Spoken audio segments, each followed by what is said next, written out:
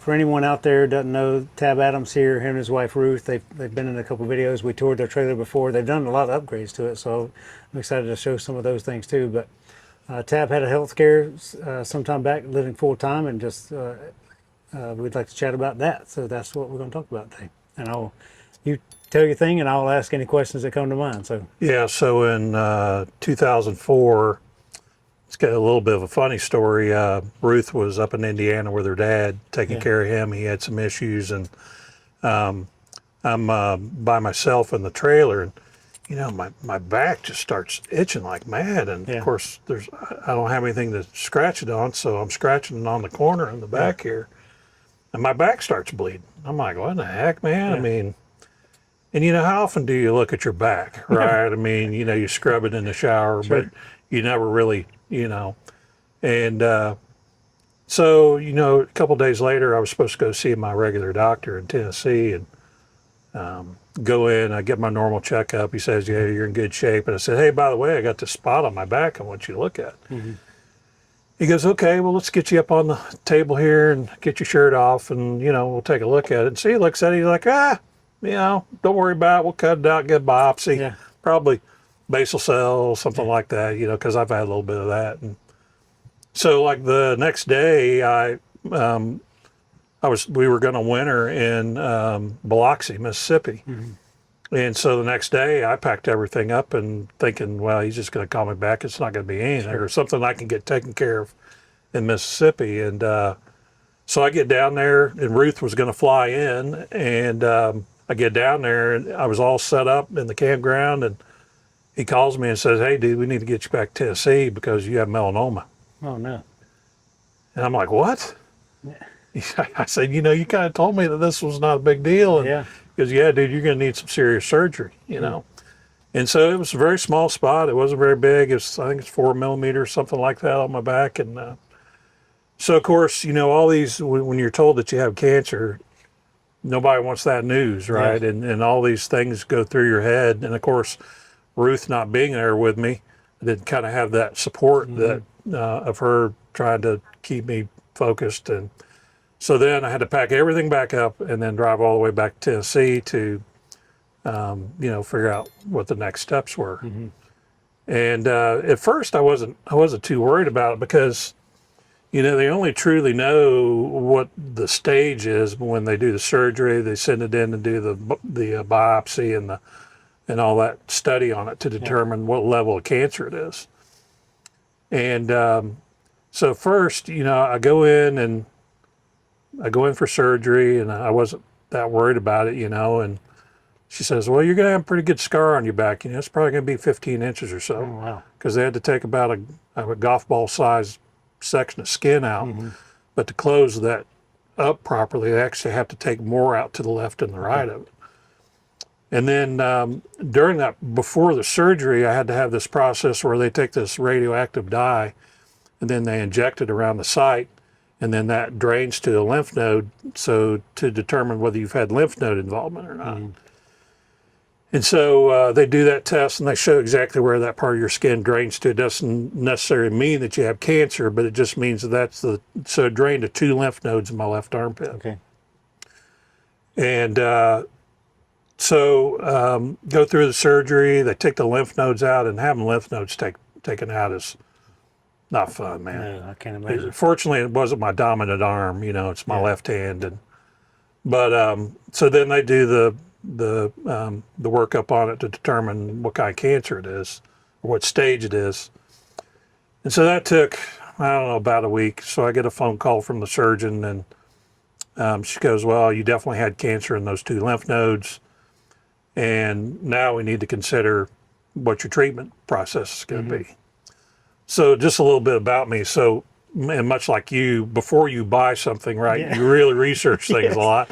And I probably research things to my own detriment. I research it too much, you know, to where, well, they recommended that I go on a drug called Keytruda. It's an immunotherapy where it changes your T cells in your body to look for cancer and kill it.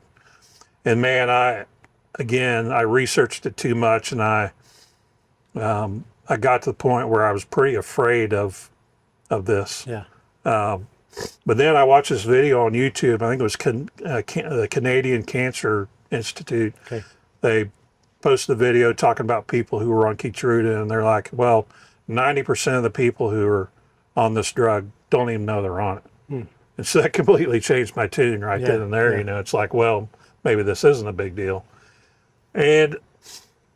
But still, I mean, through that process, I mean, you can have bad side effects from that drug because it can attack healthy cells too. So you got that, your lungs, your heart, your intestines, your colon, all those things, and so you can still have some issues. And it's really tough on your digestive tract. Sure. So I won't get too detailed there, but it was a rough time. Yeah. But the physical part for me really wasn't hard. It was the mental part, and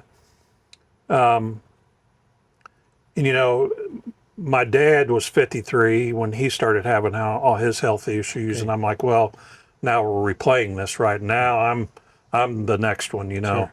I've got a younger brother too, and he hasn't really had any issues, but the thing and my dad passed away at 75, so I don't kind of have him to lean on anymore. Yeah. But I had saved a voicemail from him back in the day just so I could hear his voice occasionally, and I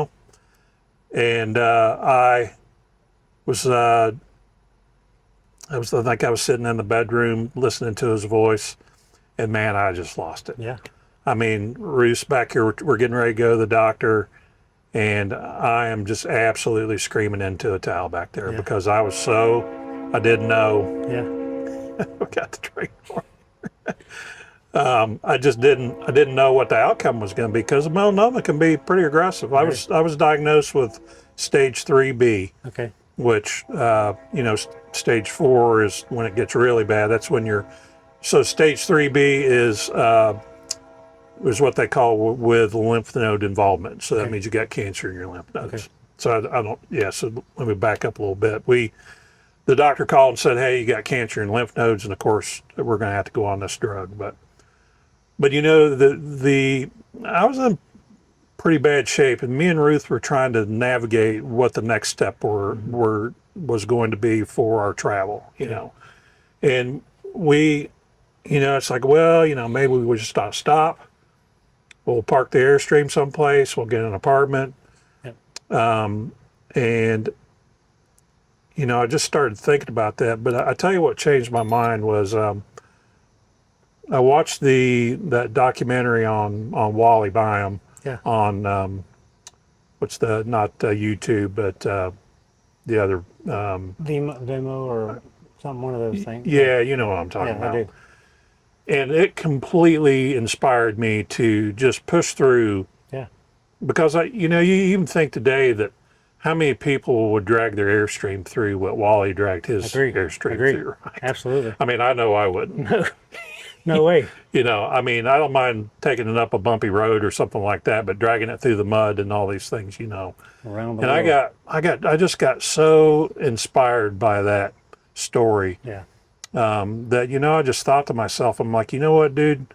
So I didn't really feel bad. Yeah. My stamina was down, and, I really couldn't exercise like I wanted to, but the doctor said, you just need to make sure you move every day. Mm-hmm. Says, none of this laying around, feeling bad. You can feel bad walking just as much as you can feel bad laying down. Sure, right? sure. And it was a little rough at first. We found a campground in Pigeon Forge, Tennessee that allowed us to rent by the month. Mm-hmm. And they allowed us to keep the site even though we may not be there. Sure. So we always had to come, because I ended up having to have infusions every 6 months. Okay. And so, or not 6 months, 6 weeks, sorry. And so I was like, you know what, that's plenty of time to still keep moving. I mean, we're not really going to stretch, we're not going to go out west or anything, but we can still travel, And then, like I said, it was a little rough at first, man. I mean, we went to, I remember Fall Creek Falls State Park in Tennessee, and it was a beautiful place. I mean, I highly recommend it if you've never been there. I mean, it's just, I want to go check it out. yeah, I mean, you're like, wow, these waterfalls are in Tennessee, I mean, they're just huge. But, I mean, the whole time I was there, it just didn't feel good. And I I told Ruth, I said, man, maybe we ought to go back. And I kept second guessing myself, Sure. Because that drug just really makes you feel weird, man. You just feel like there's really something, and then there is something really going on in your body, right? But I just didn't feel good, and I started to get dragged back down again. And we cut our trip there short and left a couple days early, and then I go back to Sevierville, and I called the oncologist and I said, hey man, I'm kind of having these symptoms. Is this normal? He's like, dude, look man, these are all normal things. He said, your blood work looks perfect. Yeah. He says, I've never seen somebody's blood work that looks as good as yours on this drug. Because normally you'll see some liver inflammation and those kind of things. But I just, and then again, he's like, look man, don't worry about yourself. He said, you're doing fine. You're not going to feel good, but that doesn't mean that you still can't do things. I'm like, well, okay, man, And so we pushed through it. I mean, we went to last year's international rally in Sedalia, and then we followed you guys out to DC and got to see Blair run the marathon and all that. And so then, I finished up last December. My last two PET scans have been clear. It takes about a year and a half to really get yourself feeling normal like you did. So I got a few little issues going on, but other than that, I really feel like that I'm kind of turned, especially since I've been here, I feel like I've turned a corner. Because man, I've walked so much since I've been here, But I think it's important that people know that things are going to, especially if you're full time, things are going to happen. Like I was always looking for where's the closest hospital to wherever we're going, because who knows? I mean, something can happen, something can change, and at least Ruth knows how to get me. My wife knows how to get me to the hospital, and even. As I got off the drug, and I still had that mentality, and I'm like, dude, you cannot be worried about. There's always going to be someone there that's going to help. Absolutely. Someone's going to be there to take you to the hospital or an ambulance, or why worry about if you're in the middle of nowhere? Someone's going to make it to you to help. Yes. And so I really tried to get myself to change my mental state to just realize that things happen and you got to push through it, and you can't now I'm not saying that all illnesses will allow you to do what I did. There's going to be some where you can't have a choice. You got to stop, and especially in the cancer realm, man. Sure. I mean, pancreatic cancer are some of the serious ones. I mean, but again, we talk so much about taking care of our rigs and what happens if it breaks on the road, but we never really talk about taking care of us. Well, what happens when something on you breaks on the road, and how do you cope with all of those things? And I'll be the first one to admit, I mean, I needed a little bit of therapy. I mean, I did BetterHelp. I don't know if anybody's ever used that or not, but it's great. It's very system. Very easy. Yeah. I had about 4 or 5 sessions, and the guy got me straight. Again, I was ultra focused on my health. Even after I was done with it, my PET scans were clear. I was still doing the what ifs. Yeah. What if this happens? What if that happens? What if I'm out of my canoe in the middle of a lake and something happens, right? And I can't. And BetterHelp really, truly, the therapist that I met was like, look, man, you can't go through life thinking about the what ifs, even with just normal travel. Agree. If your Airstream breaks down, it breaks down. You just got to deal with it and get it fixed, So I remember where we were when you called me. I was in Jacksonville, Florida at the Navy base, and I remember when I was at the little commissary, and I sat down in the chair and talked to you for like an hour. Right. I remember that well, and I remember walking away from that thinking, I'm glad my health is where it is, but it's a reality check, just like you say. Like we all need that reality check just to think. And I think the Boy Scout mentality, like where's the closest hospital, where's the emergency exit. I think about that stuff often, but like a serious health problem is not something that I've really thought about. Like if I had to anchor down somewhere, where would I go? what healthcare system, there's so Right. many factors that come into that. Insurance. I mean, there's a lot of Yeah, lot sure. of things that you don't really think about when Sure. you're doing this full time. So Sure. I mean, we were fortunate to have good insurance, yes. so we didn't really have much out of pocket, you know, to because of the Keytruda infusions are $75,000 an infusion, and I had 9 of them. Wow. So my insurance, luckily, I have fairly low deductible, and Yeah. I had no issues with the insurance company paying any of that. I mean, even the PET scans aren't cheap, Yeah. you know. And then, you know, the whole worry about a PET scan, right? They're putting a radioactive glucose in your body, Yes. you know, and I've got to have that every 6 months for 5 years. Yeah. So you think about what are the health consequences from that, you know. But yeah, I just feel like that that my dad probably was looking down on me from wherever and saying, dude, you did the right thing and you pushed through it. And that's the thing too, is about, you know, you will back up a little bit about traveling and not feeling well, right? Well, I can not feel well anywhere. Sure. Right. I mean, my Super Duty is just as comfortable sitting in there driving down the road as this sitting right here, you know.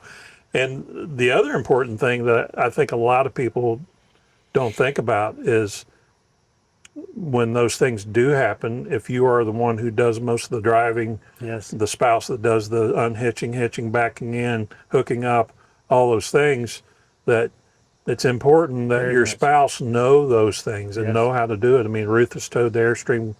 I mean, we're a classic 33, so we're not a small one here.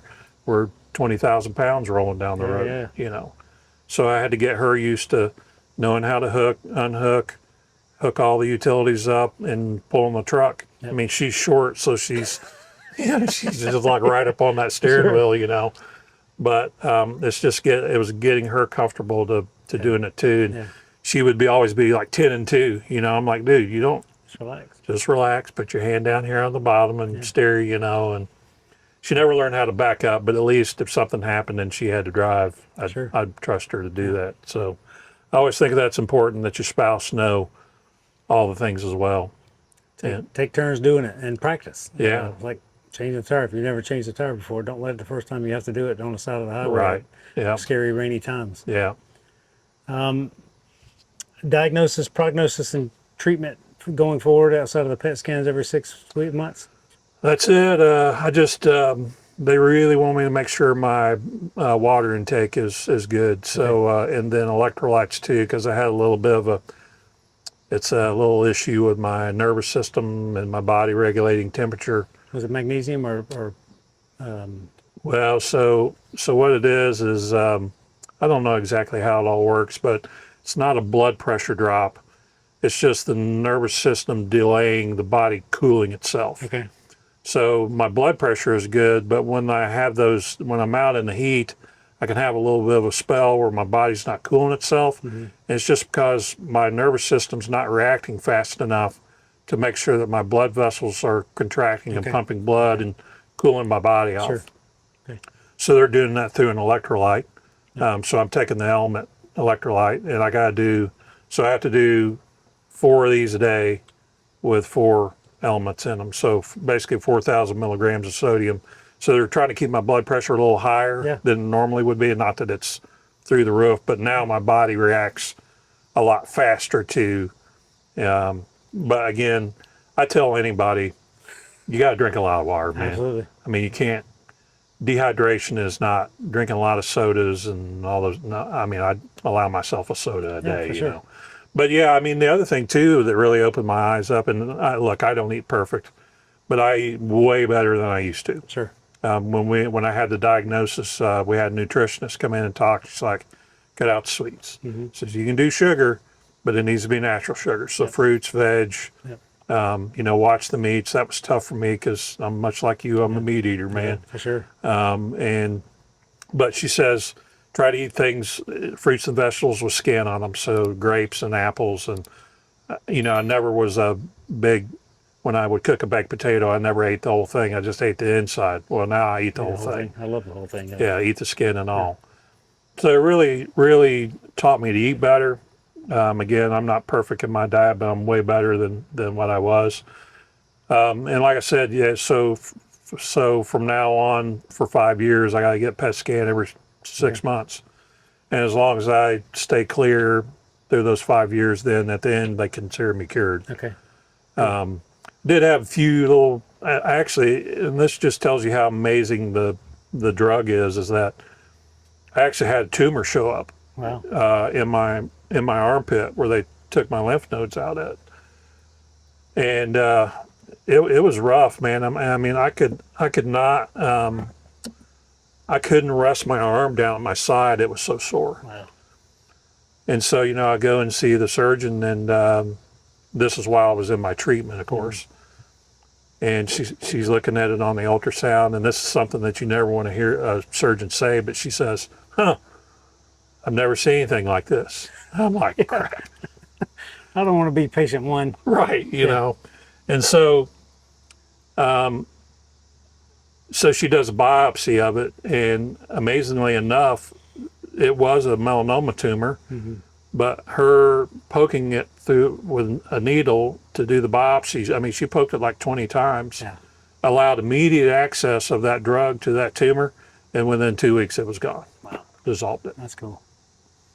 Yeah, so it's a pretty, and I met a gentleman at Sedalia he was riddled with tumors from melanoma in his body. He had something like 30. Yeah. And he went on Keytruda, and a year later, not a trace of anything. Wow. Yeah. Pretty amazing. Now, it doesn't work for everybody. Some people go on it, and it just doesn't do its thing. But luckily enough, that I didn't have to have, because the next surgery was taking more skin out and taking all my lymph nodes out in that armpit, which now you got to worry about lymphedema, which is fluid buildup and all those things. And but yeah, it's I think really mentally I'm in a much better place than I was. Good. Especially now we're back out on the road. I got other things to think about, and being with friends here, and so exercise. Yes, man, it's something movement. Yeah. Movement is so huge. So huge. Yeah. I would tell you, like, any day where, like, just driving from Wyoming to here, I had multiple days where it was 8 or 10 hours of driving, and I had just go to sleep and get up and do it again the next day. Right. I feel horrible. So every time I get a chance to, I go take Piper for a walk up for an hour in the morning and an hour in the evening, just at a minimum. Yeah. Just to get some movement steps in, because if you don't, it's rough. I feel so bad when I don't get movement in. Yeah, and I think the other thing too that I've really improved is that I'm on no longer on any meds. So I was on cholesterol, a little bit of blood pressure, not much, some acid reflux medicines. I'm not on any of that. I take no pills right now. Awesome. Nothing. Awesome. Yeah, I don't. I would imagine if I go back, my cholesterol might be a little high, but again, I've had the heart scan, all that stuff done, and I don't have. I got a little bit of calcium buildup, but nothing concerning. Mine's high every time. They're like, "You want a statin?" I'm like, "Would you look in my history for the last 10 years? It's been the same number for the last 10 years." Yeah. Yeah, I mean, just because you have high cholesterol doesn't mean that you're necessarily going to have. If you don't eat enough, your body produces more. It produces the amount it needs. Like, right. There's different particle size. That's the important understand part. That. Like, cholesterol is a thing, but there's particle counts. If you have the LDL, high density lipoproteins, low density lipoproteins, and they're doing different things. And if you have atherosclerosis, where you have hardening of the arteries because you're just stressed all the time and you're eating poor foods all the time, you're going to have a buildup in your arteries. But that's the bad stuff. That's the little hard, dense ones. The big fluffy ones are no big deal. Right. Yeah. People don't know. They just hear the number and see a thing, and they're like. And I think the biggest struggle that I had through the whole thing was just not having the normal strength that I did and being active. So I gained some weight. Yeah. And I'm still trying to work to get that off. Yeah. I like to canoe quite a bit. So, that all kind of went by the wayside while I was going through it, because I did move every day. I tried to walk. There were times I might walk 4 miles. Yeah. There were days that I might just feel like walking a mile, but at least I was moving. So important. But again, one of the other things that affects you is the foods that you're eating. Now, you're trying to eat healthy, but the other thing too is that it messes with your stomach so much that sometimes, for me, it was just meat and potatoes. Yeah. Right. I mean, those were the only things that I felt like that didn't upset my stomach. I mean, like even eating an apple, just that little bit of extra acid or acid in a grape or would just completely set me off, Wow. you know, and I just had to keep my diet as bland as it got. Super clean, yeah. Yeah, white crackers, you know, just a burger, baked potato, applesauce. Yeah. I could handle applesauce. I felt like a big baby, really, just because my diet was so basic. And so, yeah, that was a struggle, too, because, you know, I just couldn't eat a lot of the, you know, I love Mexican food, man, but I couldn't do that anymore. You know, I couldn't, not that I drank a lot, but I love a good margarita every once in a while. So I had to cut out. So I'm done with alcohol, too. So I told Ruth since I've gone without it for over a year now, I don't feel like I really need to. Understand. Yeah. So. I appreciate that you address your voicemail from your dad, and I have one like my grandfather, same thing. Yeah. And I tell anybody, like, when I'm not mentally in the right spot, there's two things that I recognize. One is if I'm irritated with Blair, and two, because Blair brings me calm. I tell that to anybody. Like she's the reason I don't have PTSD. Right. She brings calm to my life. Yeah. So when I'm irritated with Blair, or when I want to talk to my grandfather or listen to his voicemail, I said, there's something else bothering me. So I have to sit down and figure that out, and I will talk it through. And I'm glad to have someone to talk it through. Right. And I'm glad you reached out to BetterHelp. I go to the VA and I talk to them for a variety of things quite a bit from a therapy standpoint. And it's, many people are ashamed to talk about that. And I have no problem talking about it. Like, what do you want to know? I love the fact that people are there and want to help, and I love the fact that you're willing to address that too, because so many people are afraid to seem weak, and it's a male ego thing for sure, but talk to anybody if you need help. It's a huge deal. Well, and my dad was that way, right? I mean, he had a bunch of heart problems, ended up with a heart pump, and after all he went through all that, he was just a different person, man. It was like he just didn't care anymore. You know, he'd given up. I mean, 6 heart attacks, heart pump, a stroke, loss of my eyesight, all this stuff, you know. And he had no restrictions. I mean, his heart doctors gave him no restrictions. So you want to go travel, do this, do that. What did he do? Sat in his chair all day long.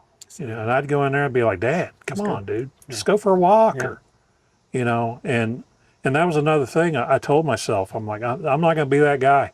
I'm not going to sit around and just not mope, you know. I mean, don't get me wrong, man. I did some moping. I know. I get it. But there were just days that I just didn't feel good, you know.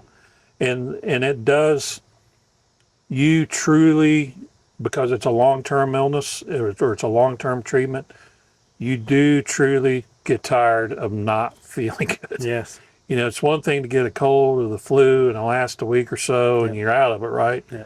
Well, this is a year, well, it's actually 2 years. You know, you start feeling pretty crappy right off the bat, and then you're recovering from that next year. And I mean, I like I said here at this rally, I feel like I've turned the corner. I mean, we spent 2 months in Western North Carolina this summer. And there were days that I remember talking to my mom, you know, and I'll admit it here, man, I was crying like a baby. I'm like, look. I'm tired and not feeling good. I can only imagine. You know, but I've come out of it. I don't know if it's just my body's just starting to get back to normal, and just over the past couple of weeks here, I feel like I've got kind of back to normal. I just told Blair the other day. I said, Tabb looks much better, sounds much better than when we saw you in D.C. Not quite a year ago. October a year ago. So I'm glad you're doing well. I'm glad you're feeling better. And that was a challenge there, man, because we did so much walking, and not that I can't walk, but there was a day I'm just like, it's dragging you down. I can't. Yeah. I just got to sit still, and but even here at this rally, I mean, I asked Ruth, I said, "Do you want to get a golf cart while we're here?" Yeah. She's like, "Well, no, we can walk." I'm like, "Yeah, that's being lazy." Good. If someone is in the world who has a similar diagnosis or similar thing, or both from a cancer standpoint or health problems traveling, how could someone reach out to you and chat with you? I've got my Instagram feed, Crosscut Tabb, and then happy to, you can put a link to my email address in there if you want. It's crosscuttab@gmail.com. I used to be a carpenter, Yeah, so yeah. that's why. Does awesome woodwork. Yeah, I used to make custom furniture. yeah. So, but yeah, I'm happy to chat with anything about Airstream. We full time. Yeah. Me and Brad talk a lot and Love about different things. And Anybody with a classic, yeah, anybody with an Audi system, I'm like, just call him. He's the expert because he's the one I'm going to call to get the answer anyway. And they've done some beautiful work in here with their curtains and their wallpaper and cabinetry work, and it looks really good. And I really enjoy traveling with you guys, and every chance we get to link up, and looking forward to seeing you guys in the Southwest this fall. yeah, we're going to Vinny's in January Yeah. for an exterior makeover. Yeah. So we're getting ceramic coat. We're getting the front end separation issue fixed. Axles. The new axles, wheels and tires, the segment quilts. Yep. We're having the propane tank cover rhino lined, Okay. and then we're going with the black Trim. instead of the chrome. That's good. So it's we're copying the Flamingo. what do they call it, the Midnight Flamingo. midnight flamingo. Yeah. So I'm gonna call it the classic black. Love it. Love it. Tabb Adams special. Yeah. Love Yeah. it. So that's the plan. Tabb, I'm grateful for you for sharing your story. Thanks for sharing your just know that you're not alone. So many of us struggle with something, and we think that we're the only ones in the world going through it at the time, and you're not. Yeah. So never be afraid to reach out to someone. Community, I talk about the 4 pillars of health all the time, is food, sleep, community, and then movement. Yeah. And people often put movement in front of everything else, and that's not always the answer. But community is huge. And Sure, that's yeah. one thing I love about this community here, and I'm grateful for you guys as friends, and Yeah. love you both. And Yeah, love you guys too, man. Thanks for everything you do for us and, Yeah. and the community too. So, Absolutely. yes, sir. Glad Thank to you very do much. it. Yes, sir. Yep. All right.